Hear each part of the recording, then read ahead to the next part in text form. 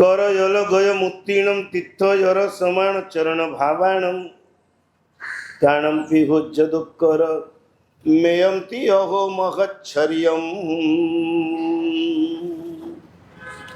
મનોનિગ્રહ ભાવના કુલક આચાર્ય ધર્મસુરીશ્વરજી મહારાજના શિષ્ય એક અદ્ભુત વાનગી લઈને આપણી પાસે આવે છે.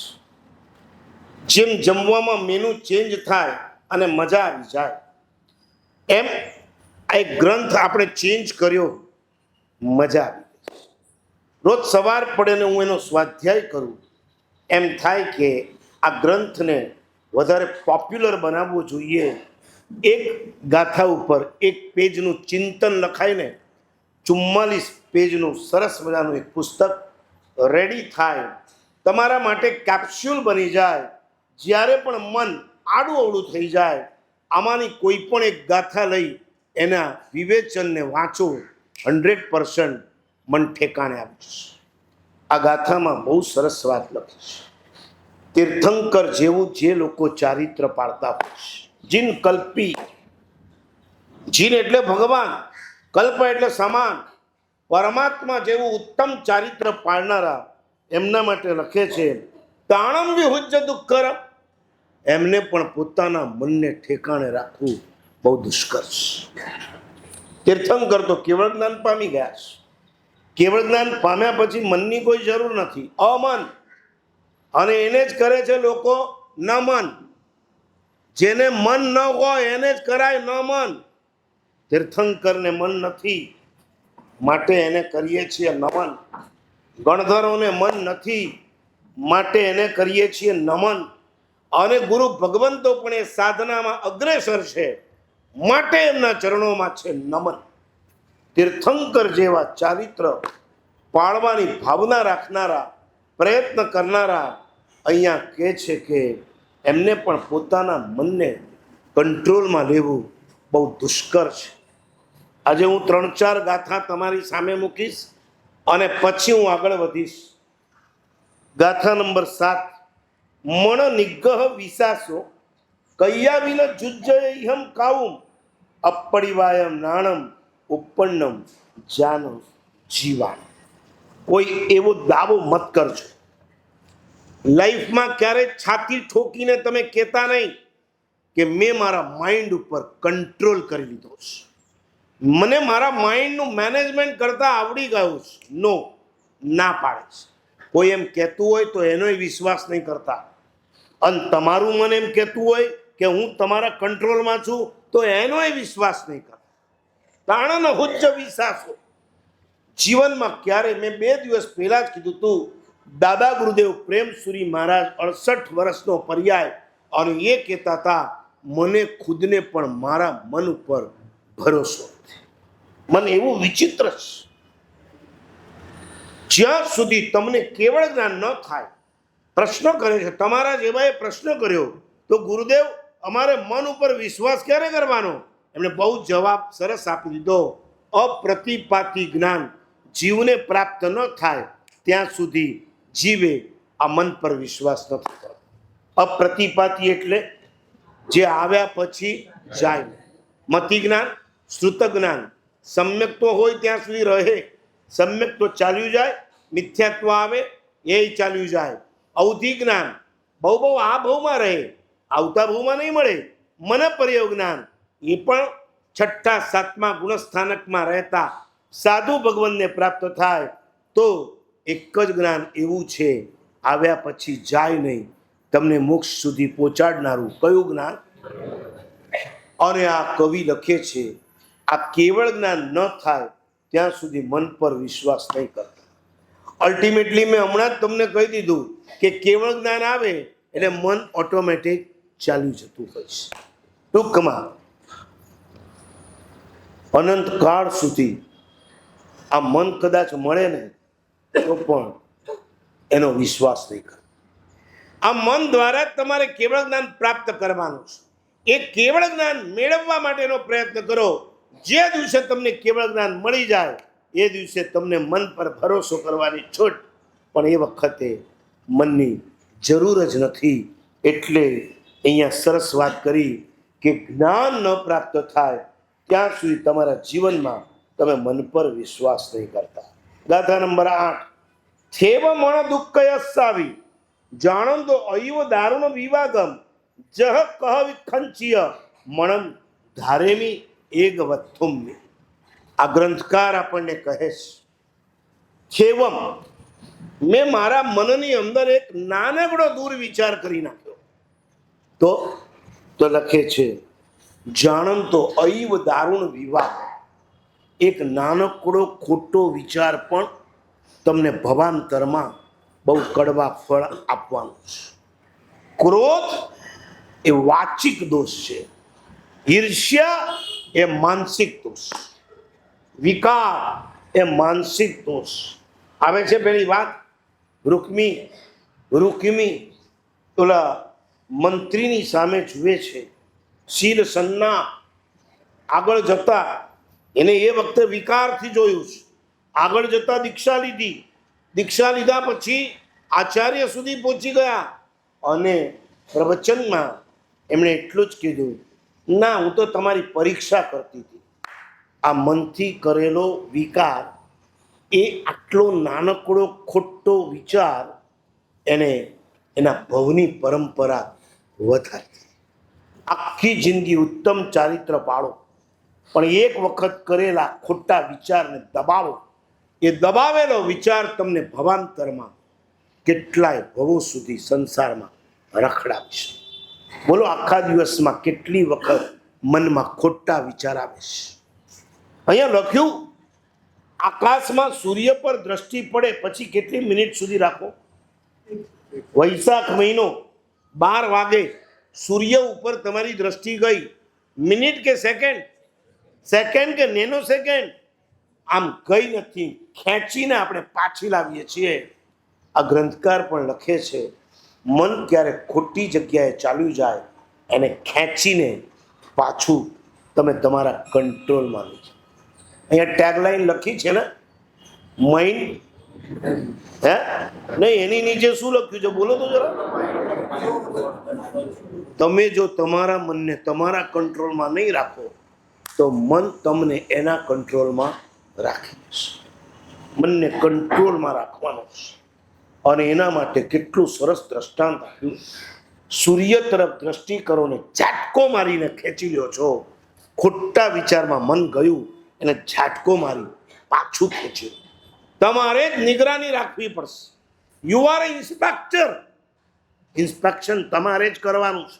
તમારા મનનું ઇન્સ્પેક્શન બીજું નહીં કરે. તમારા શરીરનું ઇન્સ્પેક્શન તમારો દીકરો કરશે, તમારી ઘરવાળી કરશે, તમારા મા બાપ કરશે. તમારા મનનું ઇન્સ્પેક્શન તમારે પોતે જ કરવું. જીવ સમજણો થાય ત્યારથી એને આ શીખવાડવું જોઈએ કે બેટા, આપણું મન આડું તેડું ચાલ્યું ન જવું જોઈએ. આચાર્ય મુનિ સુંદર સુરી મહારાજ થયા, જેમણે સંતિ કરમ સ્તોત્રની રચના કરી છે. એમણે અધ્યાત્મ કલ્પદ્રુમ નામનો બહુ મજાનો ગ્રંથ લખ્યો છે. 16 અધિકાર છે. એની પહેલી ગાથામાં લખ્યું, ચિત્ત બાલક માં ત્યાગશે રજસ્રમ ભાવન ઔષધિ. આ ચિત્ત એટલે કે મન એ બાળક જેવું છે. કોઈ બાપ મેળામાં ગયો હોય બચ્ચાને લઈને, પછી આંગળી બાપે દીકરાની પકડવાની કે દીકરાએ બાપની પકડવાની? બાપને તો આવડતું જ નથી કાંઈ, બધું અહીંયા ભણાવી દીધું છે. હું ઘણી વાર કહું, ગામડામાં અને શહેરમાં શું ફરક. હું રાજકોટ ગયો હતો ને, ત્યાંથી પાછો ફરતો હતો, ત્યાં એક સૈનિક સોસાયટીમાં એક વખત રાતવાસો કર્યો અને એક અજૈનભાઈ મને મળવા આવ્યા. એક આપણા જૈન ભાઈઓ લઈ આવ્યા. મને કે મારા સાહેબ ડાયરો જમાવે એવો માણસ છે. હું બોલો શું છે તમારી પાસે? અને મને કે સાહેબ ગામડા અને શહેરમાં ફરક શું? તમે બોલો, હું તો હજી પહેલી વાર ગામડામાં આવ્યો છું. મને કે જ્યાં ઝાડ વધારે એ ગામડા અને લાઇટના થાંભલા વધારે એનું નામ શહેર. બરાબર છે? બરાબર. જ્યાં અજાણ્યાને આવકાર મળે એ ગામડું અને જાણીતાની ઉપેક્ષા થાય એનું નામ. ભત્રીજો કદાચ સામે દેખાઈ જાય ને તો આમ પીઠ ફેરવી દેશે કે મોઢું આપશું તો કાકાને ઘરે લઈ જવા પડશે. અજાણ્યાને પણ આવકાર. જ્યાં તમે ઘરમાં જાઓ અને છાસના ગ્લાસ ભરીને અપાય એ ગામડું, અને જ્યાં વાઇનના બાટલા ફ્રીજમાંથી બહાર નીકળે એને શું કહેવાય? માનો છો કે નથી માનતા? જ્યાં ફૂટપાથ ન હોય એ ગામડું. જોજો ગામડામાં ફૂટપાથ નહીં હોય. છે કોઈ ટાણાવાળા બેઠા છે કોઈ અહીંયા? પૂછો એને, ટાણામાં ફૂટપાથ છે? હા, નાના નાના ગામડામાંથી જે લોકો આવ્યા છે એમને પૂછું છું, તમે શહેરમાં રહેતા હો, અમદાવાદમાં રહેતા હો, ભાવનગરમાં રહેતા હો, એની વાત છોડી દો. જ્યાં ફૂટપાથ ન હોય ગામડું અને ફૂટપાથ હોય ત્યાં શહેર. મેં કીધું એ વાત તમારી સાચી. મેં ભાઈને પૂછ્યું એનું કારણ શું? બહુ સરસ જવાબ આપ્યો કે ફૂટપાથ ન હોય ગામડું, કારણ ગામડામાં અજાણ્યો આવ્યો હોય ને એને સાંજ પડે ઘરમાં લઈ લઈએ. આવો ભાઈ, રાતવાસો કરો, સવારે મસ્ત મજાની નૌકારસી કરજો, શિરામણ કરજો, પછી આગળ વધજો.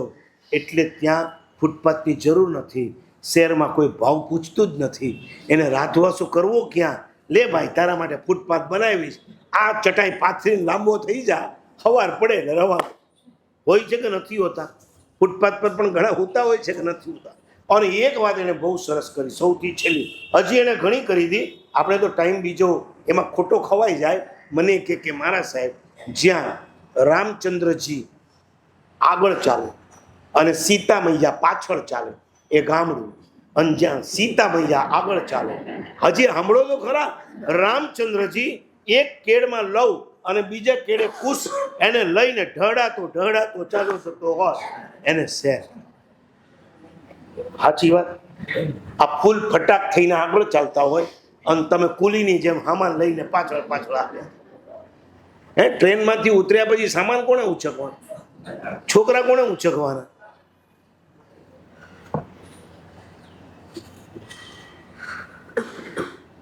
લો, આપણી મૂળ વાત રહી ગઈ. આ ગામડા શહેરમાં ભૂલી ગયા.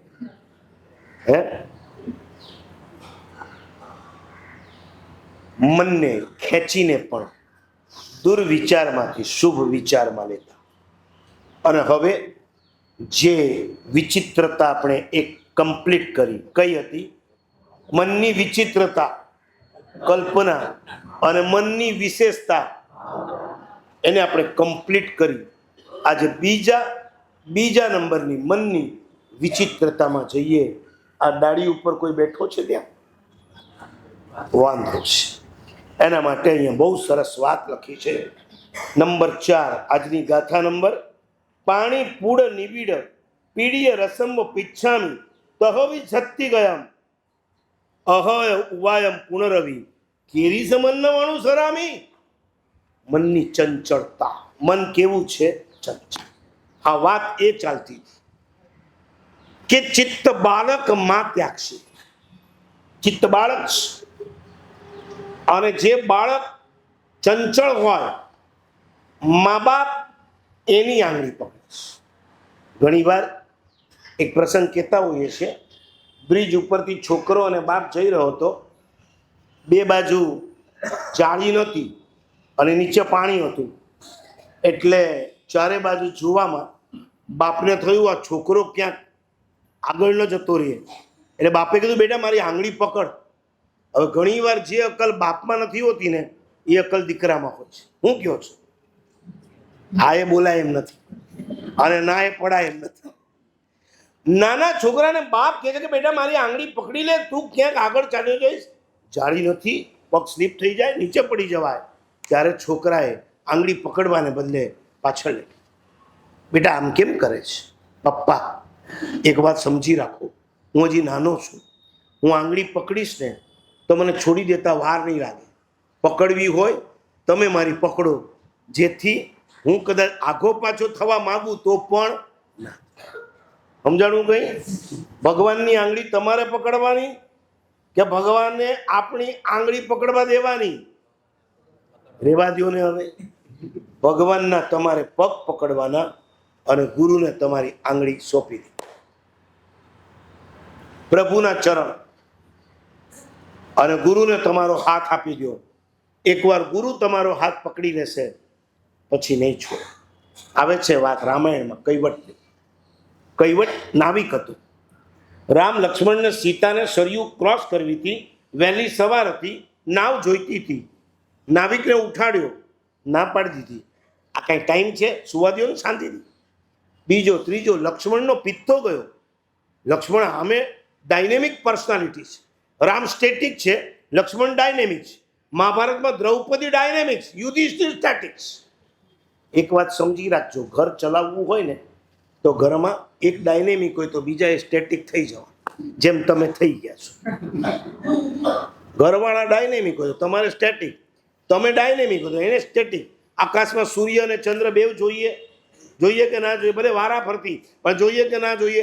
24 કલાક આકાશમાં સૂર્ય હોય તો આ ધરતી તપીને ખાક થઈ જાય, રાખ થઈ જાય. અને 24 કલાક ચંદ્ર હોય તો આ ધરતી બરફની જેવી થીજી જાય. 12 કલાક સૂર્ય આવે તો 12 કલાક ચંદ્ર આવે.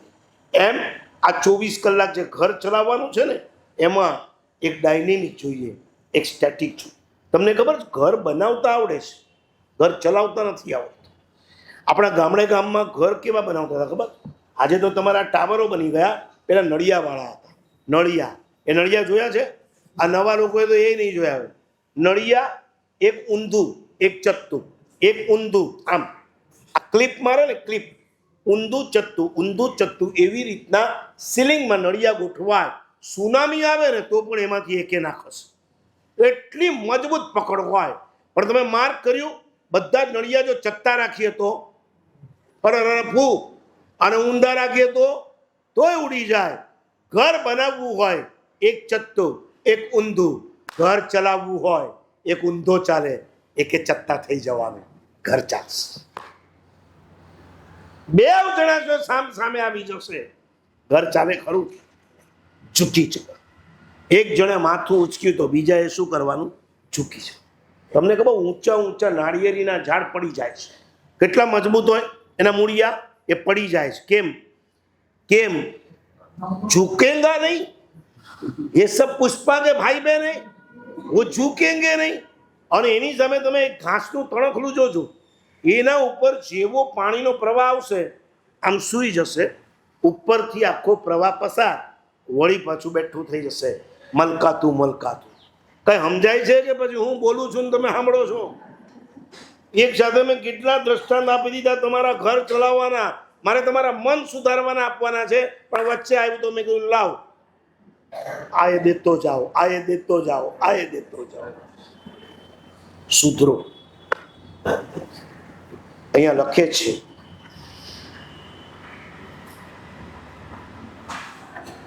એકવીસ નાવિકે ના પાડી ત્યારે લક્ષ્મણનો પિત્તો ગયો. લક્ષ્મણે કીધું, ભલા માણસ, ખબર છે તારી નાવમાં કોણ આવે છે? ખુદ ભગવાન પર આવે છે. અને કૈવડ બેઠો થઈ ગયો. શું વાત છે? મારી નાવ ભગવાન પાવન કરી દેશે, પધારો, હું હમણાં જ રેડી કરું છું. કૈવટે નાવ રેડી કરી. અને નાવમાં પહેલા કોણ બેસે? જલ્દી, રામ, લક્ષ્મણ ને સીતા, પહેલા કોણ બેસે? હે, શું વાત છે? રામાયણ વાંચ્યું લાગે છે. પેલા રામે બેસવાનું કે સીતાએ બેસવાનું? સ્કૂટર ઉપર પેલા કોણ બે? આ મને અમદાવાદમાં એક બેન મળ્યા હતા, મને કે મારે સાહેબ તમારા શ્રાવક એટલા ભૂલકણા, એ બેહી ગયા ને હું હજી 2 વાગે આવી ફર કરતા રવાના. હું રાડો પાડું છું ભાઈ.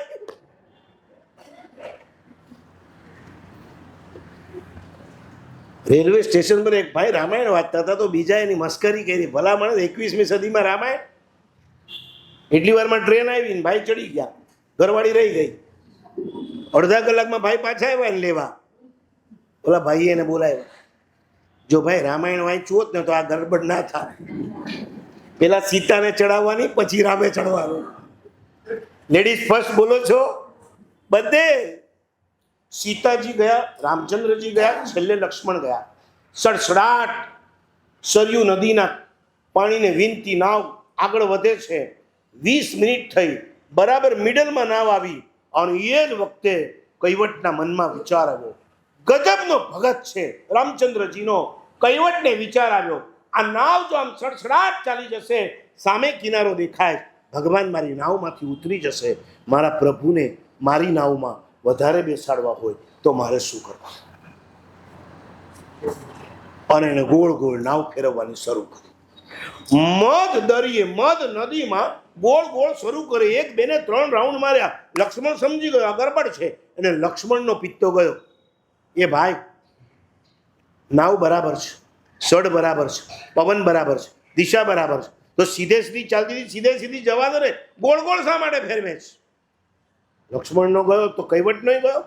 એ ભાઈ, મોટા ભાઈ બેઠા હોય ને ત્યારે નાના ભાઈએ બકબક નહીં કરવાનું. હવે એમાં ઓલાની વધારે હતી, આપણી ક્યારે હટે એ જ ખબર ના પડે. એ ગયો લક્ષ્મણ સીધો રામચંદ્ર પાસે, મોટા ભાઈ તમે કયો ને કઈ, આ ગોળ ગોળ ફેરવીને આપણને હેરાન કરે છે. અને રામચંદ્રજીએ કૈવટને નજીક બોલાવ્યો, બેટા કૈવટ, ત્યાં 3 ચક્કર માર્યા ને એમાં અમારી કમર તૂટી ગઈ.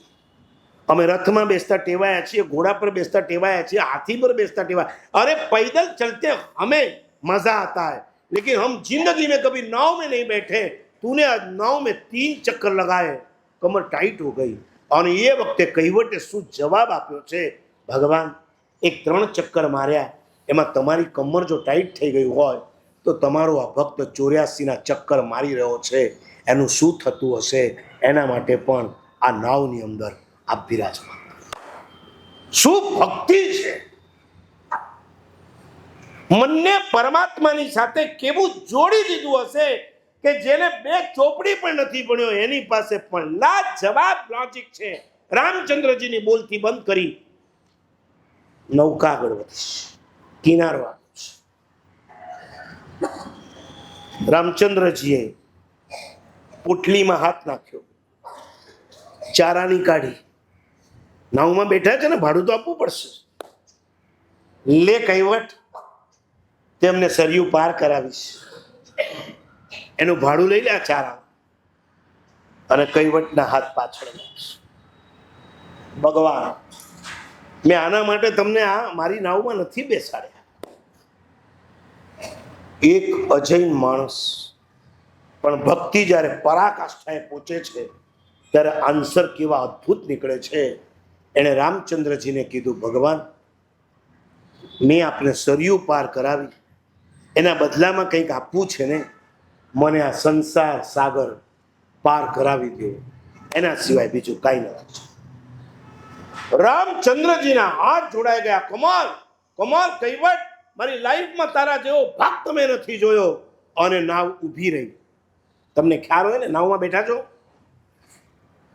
નાવ ક્યારે રેતીમાં ના ઊભી રહે, ક્યાં ઊભી રહે? પાણી. અને ઉતરવું હોય ને તો ઠેકડા ન મરાય, ઠેકડા મારો તો ત્યાં પડ્યો, કોકનો હાથ પકડવો પડે. અને રામચંદ્રજી કૈવટને કહે છે, કૈવટ, મારો હાથ પકડ, મારે નીચે ઉતરવું છે, મારો હાથ પકડ, મારે નીચે ઉતરવું છે. અને એ વખતે કૈવટના હાથ પાછા ગયા પાછળ. અરે ભલા માણસ, હું તને કહું છું, તું મારો હાથ પકડ, તું શું કરે?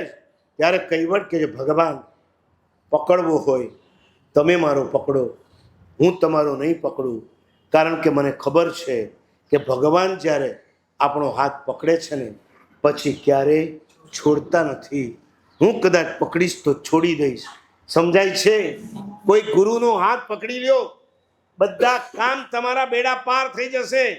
જ્યાં સુધી ગુરુ માથે નહીં હોય, મા બાપ સાથે નહીં હોય, ત્યાં સુધી જિંદગીમાં ક્યારેય કોઈનો વિકાસ નથી થયો. ધર્મ ક્ષેત્રની અંદર પણ કોઈ કામ કરવું હોય, દરેક જગ્યાએ તમારે ગુરુને આગળ કરવા જ પડે. છરી પાડતો સંઘ 50 કરોડનો કાઢવો છે, કોઈ ગુરુને નથી રાખવા. બોલો, એ છરી પાડતો સંઘ ક્યારે કાશીએ પહોંચે ખરો? પહેલું જ તમને શું પૂછાશે? કયા ભગવાનની નિસરાજ? ઉપદાન કરવા જ, કોઈ ગુરુ મહારાજ નથી રાખવા. થાય ઉપદાન, 99 કરવી છે, કોઈ ગુરુ મહારાજ નહીં જોઈએ. થાય 99. વ્યાખ્યાન ચોમાસા કરવા છે, પણ વ્યાખ્યાન માટે કોઈ મહારાજ સાહેબ નહીં, એને ચોમાસું કહેવાય? એક ભક્તને ખબર છે, ભગવાન આપણો હાથ પકડી લે પછી આપણા બધા જ બેડા. મન પણ ચંચળ, એની આંગળી કોકને પકડાવી દેવી પડે. તમે પકડવા જશો તો છૂટી જશે. માટે મુનિ સુંદર સુરી મહારાજ લખે છે અધ્યાત્મ કલ્પદ્રુમમાં, ચિત્ત બાળક છે, એને એકલું રખડતું નહીં મૂકતા. એ બિચારો દુર્ધ્યાનમાં ફસાઈ જશે. એને ભાવના રૂપી ઔષધિઓ આપી આપી આપી અને તમારે એ બાળકને મજબૂત કરવાનું છે. કલ્પનામાં ફસાઈ જશે, ભાવનાથી તરી જશે. આટલી વાત કર્યા પછી હવે ગ્રંથકાર આ બીજી વાત કરે છે ચંચળતા માટે. બહુ સરસ દ્રષ્ટાંત આપ્યું. તમને હાથમાં હું તમને પાણી આપું અહીંથી નીકળતા, બરાબર, સંતિકરમ ગણેલું પાણી આપું છું, કોઈ ગ્લાસમાં કે વાટકીમાં નથી લેવાનું. ક્યાં લેવાનું? હાથમાં, ખોબામાં. અને એ ખોબા સાથે ઘરે પહોંચવાનું. એક પણ ટીપું નીચે પડવું ના. સ્કૂલમાં આવતી હતી ને ઓલી ચમચી, લીંબુ ચમચી, દોડવાનું, પણ પડવું ના જોઈએ, ગોટી મૂકતા હતા, બરાબર છે. હાથમાં મંત્રેલું પાણી આપવું અને તમને કહું આને લઈને ઘરે પહોંચો, એક પણ ટીપું નીચે ન પડવું. Who is champion? નથિંગ. 50 કિલોના વજન ઉઠાવી લેવા સહેલા છે, પણ 50 પાણીનું ખોબો ઘર સુધી પહોંચાડવો અઘરો છે. બસ આયુષ્ય ઘટતું જાય પછી શું છે? આશા જીવનની. આમાં જ ક્યાંક આવે છે ને કે જીમ જલ અંજલિ હોય, અંજલિમાં પાણી ભરો અને પાણી એ ધીરે ધીરે ધીરે ધીરે જેમ ટપકતું જ જાય, ટપકતું જાય. લાખ પ્રયત્ન કરો તો પણ તમે પાણીને સાચવી નથી શકતા. મન પણ એવું જ છે. તમે લાખ પ્રયત્ન કરશો પકડી પકડીને શુભ ધ્યાનમાં લાવવા માટેનું, એ ક્યારે છટકી જશે ખબર. મેં કેટલાક એક્ઝામ્પલ શોધ્યા છે. મન કોના જેવું ચંચળ છે? મન બાળક જેવું ચંચળ છે, બરાબર છે. તમે બાળકને જોજો, વિષ્ઠા હશે ને, પોતે જ પોટી કરી હોય, અને પછી મમ્મી જરા કામમાં હોય, એને ઉચકીને ખાલી આમ લાવીને મૂકી દીધો, પાછો ભાખોડિયા પર તો ક્યાં જશે? એ પોતાની પોટી પાસે જ જશે. અરે ભલા માણસ, મમ્મી આવે એટલે કે બેટા છી છી, તો બાળકની આદત છે જે ના પાડો એ કરું, એટલે વારંવાર જશે. પછી માં શું કરશે કે આને છી છી કહેવાથી સુધરે એવો નથી, એટલે માં ઘૂઘરો લઈ આવશે અને દરવાજા પાસે ઊભી ઊભી શું વગાડશે? ઘૂઘરો. એટલે ઓલો પણ આમ જોશે, હવે પોટી ભૂલાઈ ગઈ, હવે શું આવી ગયો? ઘૂઘરો. એટલે આમ યુટર્ન લઈ સીધો જશે માં પાસે. માને એ જ તો કરવું હતું, પોટી છોડાવી દેવી હતી, ઘૂઘરો પકડાવી દેવો તો. મારે તમને કેવું છે, ધર્મસ્થાનમાં આવ્યા પછી પણ સંસારની પોટીઓની પાછળ જો તમે દોડ્યા કરશો, એના માટે અમારે તમને ઘૂઘરા પકડાવવા પડે છે. આવો પ્રવચનમાં, આવો પ્રતિક્રમણમાં, આવો પૂજનની અંદર, આવો અનુષ્ઠાનની અંદર, આવો સામાયિક કરવા, આવો જાપ કરવા, આ બધા શું છે? પ્રોબ્લેમ એ છે ઘૂઘરો પણ તમને હવે ગમતો નથી. ઢગલાબંધ એક્ઝામ્પલ. મન બાળક જેવું ચંચળ છે, મન પવન જેવું ચંચળ છે. પવનની દિશા નક્કી ખરી? આપણે કહીએ કે હમણાં અહીંયાથી પવન આવે છે, તમે 2 મિનિટ ઊભા રહ્યો, પવન બંધ થઈ ગયો. એ ભાઈ ત્યાંના ઝાડના પાંદડા હલે છે, ક્યાં પવન આવે છે? પવન જેમ ફરતારામ છે, એમ મન પણ કેવું છે? ફરતારામ છે. પવનને બાંધી નથી શકાતું, મનને પણ બાંધી નથી શકાતું. બાળક જેવું ચંચળ છે, પવન જેવું ચંચળ છે, દરિયાના મોજા જેવું ચંચળ. મોજા સ્થિર કહેવાય તો એને મોજા ના કહેવાય. દરિયો સ્થિર હોઈ શકે, પણ દરિયામાં મોજા દેખાય. ચોપાટી ગયા છો કે નથી ગયા? જૂના દરિયે ગયા છો કે નથી ગયા? તો તમે જોયું હશે કે જ્યારે પણ મોજા આવે, ઉછળતા ઉછળતા આવે, બરાબર. હવે ઉછળતા આવે એટલે જે ચંચળ છે, અથવા ચંચળ છે એટલે ઉછળે છે. સ્થિર હોય, સ્થિમિતો દધી સન્નિભ. જ્ઞાનસારમાં ઉપાધ્યાય યશો વિજય મહારાજે એક બાજુ કહી દીધું, આત્મા કેવો થઈ જવો જોઈએ? સ્થિમિત, એકદમ શાંત દરિયા જેવો હોવો જોઈએ. મનના કોઈ વિચારોની ઉછલમ કુદમ ના હોવી જોઈએ. પણ આપણું મન દરિયાના મોજા જેવું ચંચળ છે. મન પવન જેવું, મન મોજા જેવું, મન બાળક જેવું, મન લક્ષ્મી જેવું. લક્ષ્મી સ્થિર કે ચંચળ? જલ્દી બોલો. ક્યાં? હીરા બજારમાં કે શેર બજારમાં? બધે જ. જ્યાં સુધી તમારું પુણ્ય છે ત્યાં સુધી લક્ષ્મી સ્થિર છે. જે દિવસે તમારું પુણ્ય પરવારશે એ દિવસે લક્ષ્મી ચંચળ આવે છે ને. વાત રાજા વિક્રમની પાસે લક્ષ્મી આવી, સરસ્વતી આવી, હજી કોક વળી આવી, કીર્તિ આવી. બધાએ કીધું મહારાજ તમારું પુણ્ય પરવાર્યું છે, અમે જઈએ છીએ. વિક્રમ વિચારમાં પડ્યો, બધા જાય છે, જાય જવા દો. અને ચોથો આવ્યો સત્વ. એણે કીધું મહારાજ હું પણ જાઉં છું. અને ગળચીથી પકડ્યો વિક્રમે. ખબરદાર, લક્ષ્મી જશે તો એને પાછો લઈ આવીશ. સરસ્વતી અને કીર્તિને પણ એકવાર પાછો લઈ આવીશ. સત્વ એટલે પુરુષાર્થ જ જો મારો ચાલ્યો જશે તો મારી લાઈફમાંથી બધું ચાલ્યું જશે. બધાને જવા દઈશ, તને જવા નહીં દઉં. અને સત્વને ગળચીથી પકડીને અંદર મૂકી દીધો. સત્વ અંદર આવી ગયો અને થોડી જ વારમાં એની પાછળ લક્ષ્મી આવી, સરસ્વતી આવી, કીર્તિ પણ. સર્વમ સત્વે પ્રતિષ્ઠિતમ. આ જગતમાં કચાશ હોય તો સત્વની કચાશ છે. પેલી વાત આવે છે ને, સિદ્ધિ તેને જય વરે જે પરસેવે ના. જે પરસેવો પાડે, સત્વ પુરુષાર્થ કરે, એને સિદ્ધિની પ્રાપ્તિ થાય. જેને ખાધા રહેવું છે, જેને બેઠા રહેવું છે, બેઠા બેઠા જલસા કરવા છે અને પછી કહેવું છે મને બધું જ જોઈએ, ના. પુરુષાર્થ, ધર્મનો પુરુષાર્થ તમારા જીવનમાં બધું જ લાવી આપે છે. માટે શાસ્ત્ર કહે છે લક્ષ્મી પણ ચંચળ છે. તમારી નજર સામે તમે જોયા છે ને, કરોડપતિઓ રોડપતિ બની ગયા છે અને રોડપતિઓ કરોડપતિ બની ગયા છે. બધા પુણ્યના ખેલ છે. લક્ષ્મીને કોઈ સ્થિર કરી શક્યું નથી. લક્ષ્મી ચંચળ છે.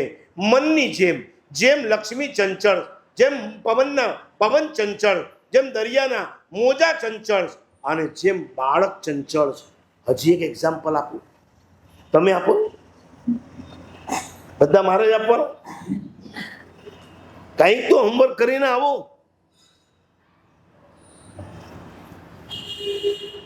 નહીં બોલો. આયુષ્ય ચંચળ. હમણાં તો બોલો, આયુષ્ય ઘટતું જાય છે. હા, જન્મ્યા ત્યારે જે જ્યોતિષીએ તમને કીધું હતું કે 84ની ઉંમર છે, જલસા કરો, કોઈ વાંધો નહીં. અને 32ની ઉંમરે ભાઈ રેલવે ટ્રેક પર આમ પોળા થઈને પગ પોળા કરીને ઊભા રહીએ ખરા? કોક એને કહે તો કે ભાઈ બહુ મોટા જ્યોતિષીએ કીધું છે 84 સુધી કાંઈ વાંધો આવવાનો નથી, ચાલે, રેવાય ઊભા? કુછ ફટાક દઈને તમને ઉડાવી દેશે. તમે કહેશો કે મારા સાહેબ આમાં તો આપણી રેખા એમ બતાવે છે. જૈન દર્શન જો પૂરેપૂરું ભણ્યા હો તો તમને વિશ્વાસ બેસી જાય. આયુષ્યના બે પ્રકાર છે, એક નિરૂપક્રમ, એક સોપક્રમ. તીર્થંકર, વાસુદેવ, બળદેવ, પ્રતિવાસુદેવ, આ બધાના આયુષ્ય નિરૂપક્રમ હોય. એના ઉપરથી આખી ટ્રેન પસાર થઈ જાય તો પણ એમને કાંઈ ન થાય. એ પ્લેન ઉપરથી નીચે પડે તો પણ એમને કાંઈ ન થાય. એમના આયુષ્ય મજબૂત લોખંડ જેવા હોય. આપણા આયુષ્ય સોપક્રમ. ઉપક્રમ એટલે આઘાત. એક નાનકડો આઘાત લાગે અને આપણે 85ના 55માં કોકડું વળી જાય.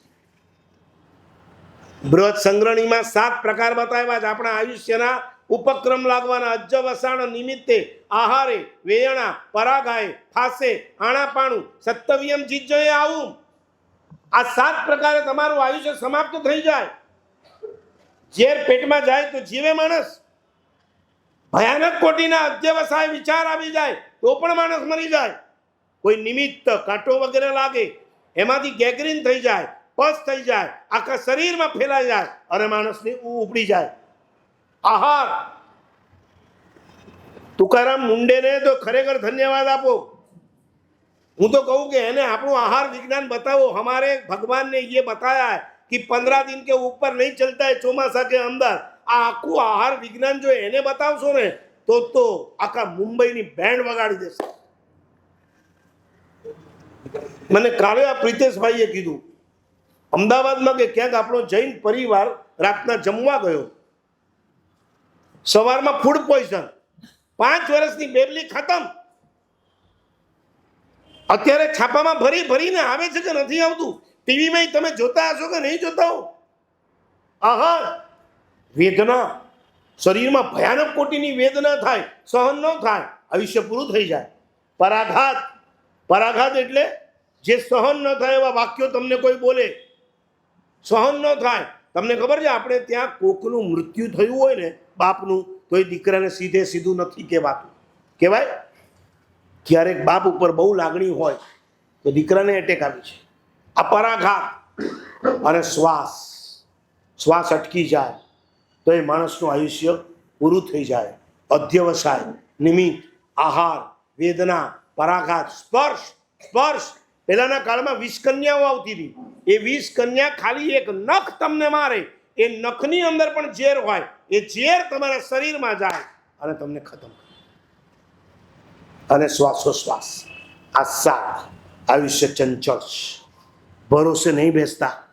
આપણને તો બહુ મોટા જ્યોતિષીએ કીધું છે 84, મને વાંધો નથી, આપણે 75 વર્ષ સુધી ધંધો કરશું. હા, 80 વર્ષે પણ જનારા હોય છે કે નથી હોતા? એને પૂછીએ તો દુકાને ક્યાં સુધી? તો કે સ્મશાનમાં નહીં જાવ ત્યાં સુધી. એક્સપાયર ન થાય ત્યાં સુધી માણસ રિટાયર થવા માટે તૈયાર નથી હોતા. છેક સ્મશાનની ઉપર, ઉંબરા ઉપર પગ મૂકી દીધો છે. આજ જાવ કે કાલ જાવ તો પણ નથી સંઘ, નથી સત્તા, નથી સોસાયટી, નથી સમાજમાંથી કોઈ રિટાયર થવા માટે તૈયાર. જાણે અમર પટ્ટો લઈને આવેલા છે, બીજા બધા ચાલ્યા જશે, અમે તો રહેવાના છે. મન ચંચળ છે, આયુષ્ય જેવું. ઘાસ ઉપર ઝાકળનું બિંદુ જોયું? મુંબઈમાં તો ઘાસે જોવા નથી મળતું. ઝાકળ ક્યાં જોવા મળે? હોય ઝાકળ બિંદુ ખબર છે? સવારનો સમય હોય, શિયાળાનો દિવસ હોય, ખેતરમાં ઘાસ, અને એ સવારે તમે જાઓ અને એ જ વખતે સૂર્યનું કિરણ એના પર પડે.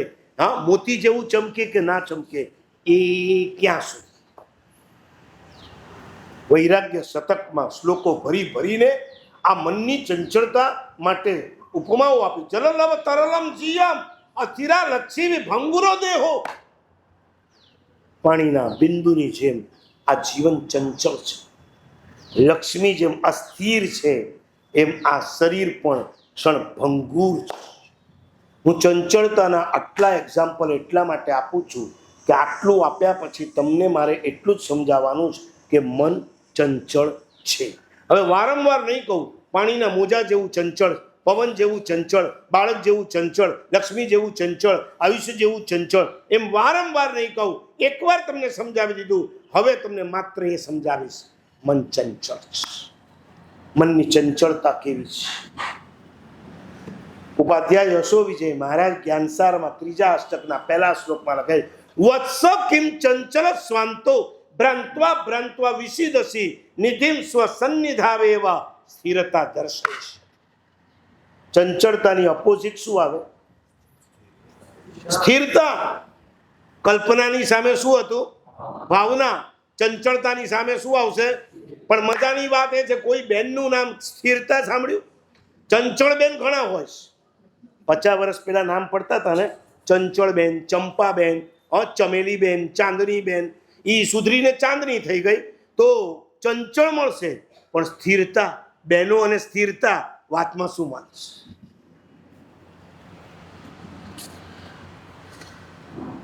મન ચંચળ. ઉપાધ્યાયજી મહારાજ કે છે, વત્સ આપણને કે છે, બેટા ચંચલ સ્વાંતો, મનને ચંચળ કરીને તું ભટકી રહ્યો છે. ભ્રાંતવા ભ્રાંતવા, ભટકી ભટકીને તું થાકી જાય. હા, આપણે સીધા રસ્તે ચાલીએ તેવું બરાબર છે, પણ ખોટા રસ્તે ચડી જઈએ ને આપણું ઘર ના આવતું હોય કે મકાન ના આવતું હોય અને આપણે ચાલે જ રાખીએ, થાક કેટલો લાગે ખબર છે? સીધા રસ્તે 10 કિલોમીટર ચાલશો તોય થાક નહીં લાગે, કારણ કે તમને ખબર છે કે હું મારા ઈષ્ટ મંજિલ તરફ જઈ રહ્યો છું. ખોટા રસ્તે 1 કિલોમીટર ચાલશો ને ત્યાં હાફી જવાનું છે.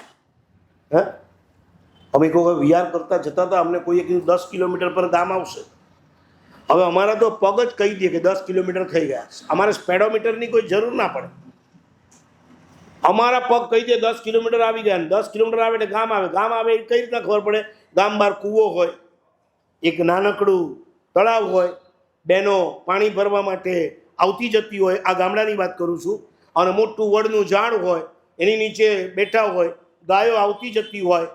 હવે કાંઈ દેખાય નહીં, એકલા ખેતર ખેતર ખેતર.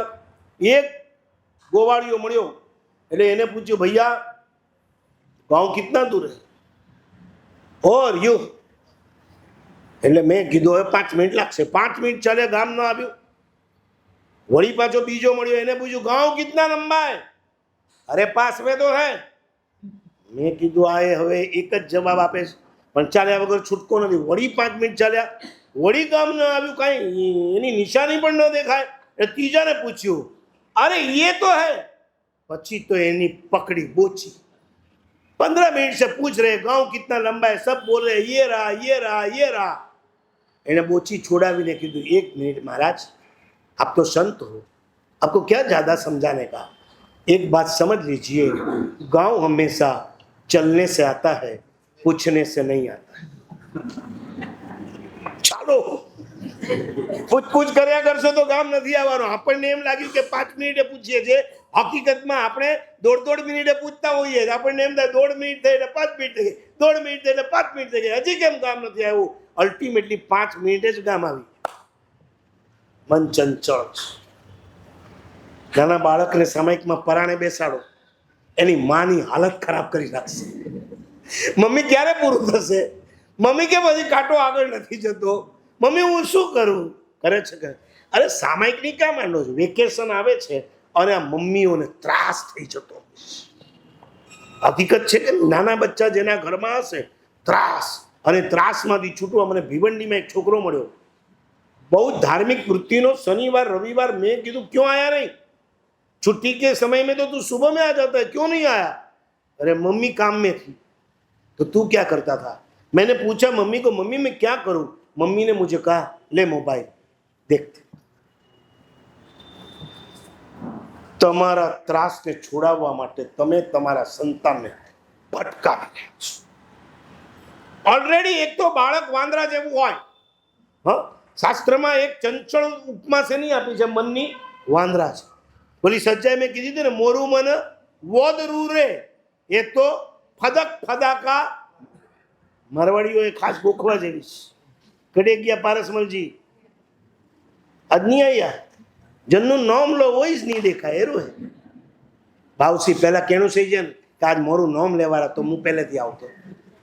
મન વાંદરા જેવું છે, મન હાથી જેવું છે। હાથી જ્યારે પાગલ બને છે પછી કોઈના વશમાં રહીએ, માવતના વશમાં ન રહીએ। અને આ ગ્રંથકારે તો ઓર કમાલ કરી નાખી। એણે એક ઉપમા આજ સુધી મેં નથી સાંભળી એવી ઉપમા આપી। મન જાદુગર જેવું છે। જાદુગર જાત જાતના જાદુઓ કરે કે ના કરે? ફેરવતો જ રે, ફેરવતો જ રે। તમારી ભાષામાં કહું તો મન કેલિડોસ્કોપ છે। આપણે નાના હતા, સ્કૂલમાંથી બહાર નીકળતા તો એક ઊભો રહેતો હતો અને આપણે 5 રૂપિયા કે 1 રૂપિયો કે 25 પૈસા આપી અને જોવાનું, દિલ્હી કા કુતુબ મીનાર દેખો, આગ્રા કા તાજ મહેલ દેખો। આવું એ ગોળ ગોળ ફેરવતું જાય ને આપણે જોતા રહેતા હતા। આજના મોબાઈલના ટાઈમમાં આ બધું હવે કોઈ જુએ એમ નથી ને કોઈ રાખે એમ નથી। બરાબર છે? બસ મન પણ આવું છે। 48 મિનિટ નથી દેરાસરમાં ટકતું, 48 મિનિટ નથી પ્રવચનમાં ટકતું, કે 48 મિનિટ નથી સામાયિકમાં ટકતું। એવા ચંચળ મનને આપણે સ્થિર કરવાનું છે। અને તમને કહી દઉં, એક બહુ સરસ વાત કરી દઉં, હું ધર્મ ક્ષેત્રમાં તમારા મનને સ્થિર રાખવાની વાત કરું છું। જ્ઞાની તો એમ કે છે તમારું મન એટલું વિચિત્ર છે, તમે સંસારમાં સ્થિર રહ્યો એમાં નથી।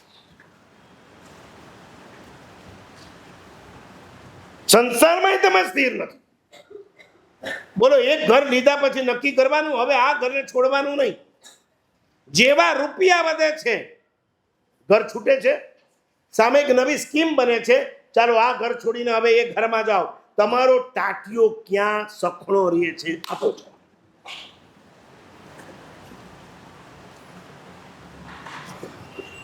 મહિને મહિને તમારા કપડાં બદલાય છે। આ ચંચળતા છે કે બીજું કંઈ છે? જો અમારા કપડાં 6 મહિને બદલીએ, 6 મહિને પણ બદલવા પડે તો નહીં તો ફાટે નહીં ત્યાં સુધી અમે અમારા કપડાં નથી બદલતા। તમારી ચંચળતા, સંસારની ચંચળતા તમને ધર્મમાં સ્થિર ક્યાંથી રાખો દેશે?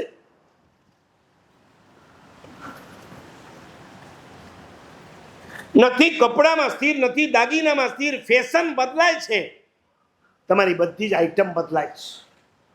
નથી ખાવામાં સ્થિરતા, રોજ નવી આઈટમ, રોજ સાંજ પડે।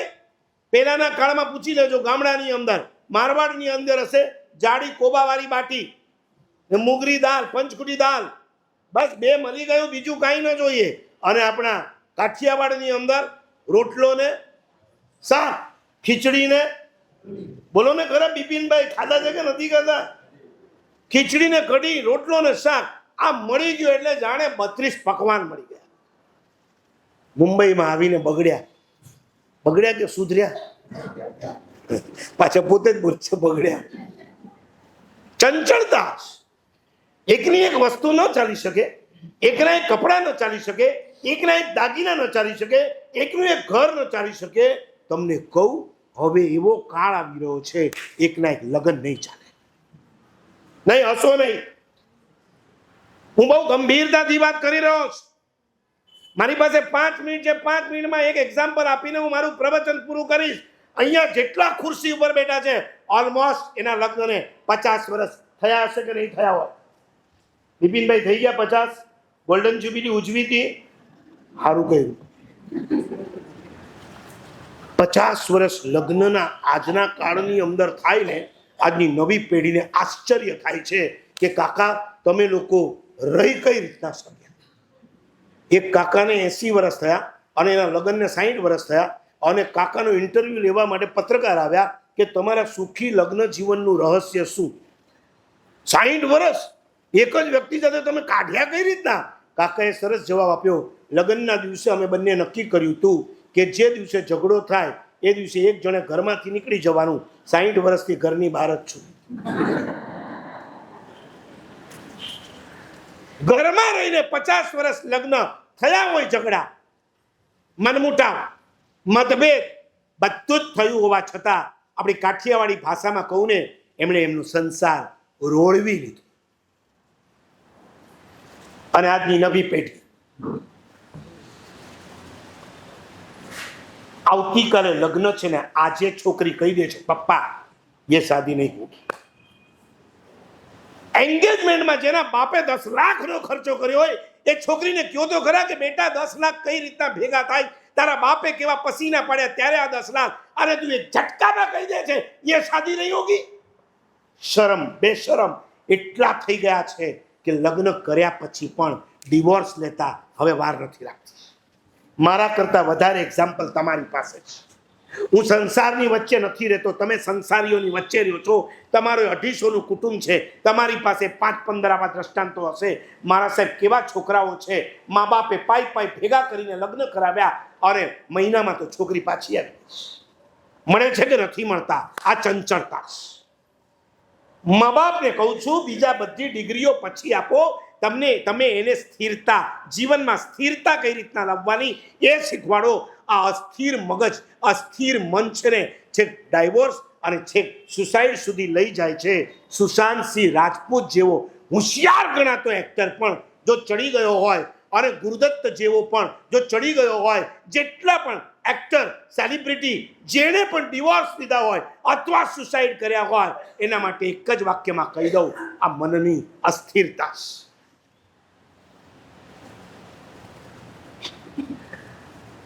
અસ્થિરતા ક્યાં સુધી પહોંચી કહું. હમણાં જ એક પ્રસંગ વાંચ્યો હતો. છોકરી એકદમ મોડર્ન, અને મોડર્ન છોકરીને દેરાસર ન ગમે, મા બાપને ઉપાશ્રય ન ગમે, મા બાપ કહેતો પણ, અને છતાં એક દિવસ માટે મા સાધ્વીજીની પાસે લઈ ગઈ. છોકરી બેઠી ખરી પણ ચંચળ હોવાના કારણે સ્થિર ન રહી. છોકરી ઘરે આવી ગઈ, લગ્ન થઈ ગયા, એને જોઈતું હતું એવું જ ઘર મળી ગયું. એકદમ ફેશનેબલ આ છોકરી, પણ જૈન કુળમાં જન્મેલી, થોડા ઘણા તો સંસ્કાર હોય જ. અને એક દિવસ એનો મિસ્ટર એ વીકેન્ડના દિવસે રાતના બહાર લઈ ગયા. 10 મિત્રોની સાથે બહાર બધા ભેગા થયા, અને અહીંયા આવ્યા પછી શું કર્યું ખબર છે? જેની કારની ચાવી એને મિત્રોમાં અલગ અલગ મિત્રને અલગ અલગ કારની ચાવી આપી દેવા. સાંભળજો ધ્યાનથી, મારા કરતા વધારે તમને ખબર છે. 10 જણા પોતાની વાઈફની સાથે કારમાં આવ્યા, બહાર નીકળ્યા, પોતાની ચાવી આમ ફેંકે, જે કેચ કરે એને લઈ લેવાની. આમ 10 ચાવી બદલાઈ ગઈ. હવે જેની ચાવી જેની પાસે ગઈ એની વાઈફે એની પાસે છે. જૈનની છોકરી, એના ધણીએ ચાવી ફેંકી અને કહી દીધું ઈશારો, આજની રાત તારે એની સાથે અનેક છોકરીનો પિત્તો ગયો.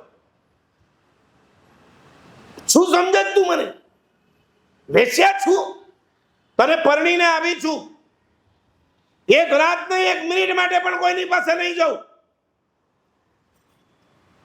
પતિએ કીધું કે મારી સાથે રહેવું હશે તો તારે આ કરવું પડશે. અને છોકરીએ ટેક્સી પકડી સીધી સાસરે જવાને બદલે પિયર ગઈ. ધ્રુસકે ધ્રુસકે માના પગમાં પડીને રડી, માં, એ સાધ્વીજી મહારાજ ક્યાં છે? આવતીકાલે સવારે તું મને ત્યાં લઈ જા. અને છોકરી સીધી સાધ્વીજીની પાસે ગઈ, રડી, વાત કરી, જોઈ લીધો સંસાર નથી રહેવું, બહુ મોજશોખ કરી લીધા. મારા સાહેબ, મારામાં યોગ્યતા દેખાતી હોય, હવે મારે આ માર્ગે આવવું છે. મારા સાહેબ એને તૈયાર કરી, ભણાવી ગણાવી અને છોકરીને દીક્ષા આપી. આજે છોકરી સરસ મજાનું ચારિત્ર પાડી રહી છે. આ તમારો સંસાર છે, જ્યાં લગ્ન પણ ચંચળ થવા માંડ્યા જ અને લગ્નના પાત્ર પણ ચંચળ થવા માંડ્યા જ. મારી પાસે હજી આવી ઘણી વાતો છે, એની વાતો અગ્રે વર્તમાન પરમાત્માની આજ્ઞાભૂત કંઈ પણ બોલાઈ ગયું હોય છે.